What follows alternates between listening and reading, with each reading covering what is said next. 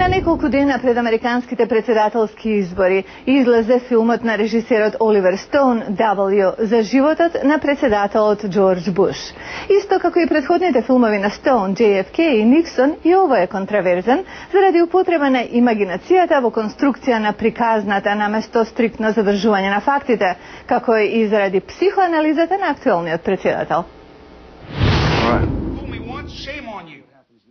Филмот започнува со 2003, неколку дена пред американската инвазија на Ирак.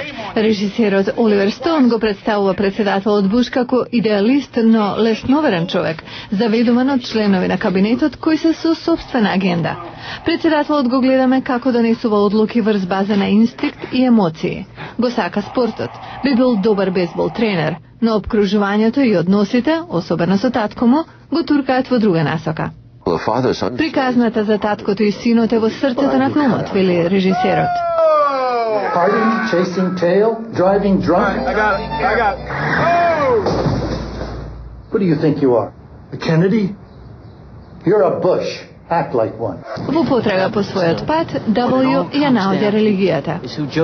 Престанува да пие и решава да се кандидира за јавна функција, зашто верува дека тоа му е мисија дадена од Бога, но и затоа што сака да се докаже во семејството.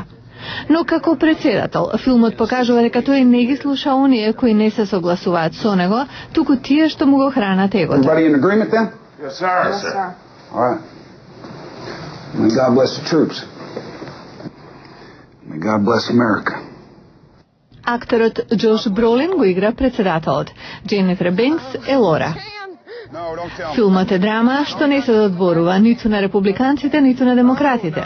Председателот Буш е представен како трагична фигура, но чии одлуки влијаеле на животите на милиони.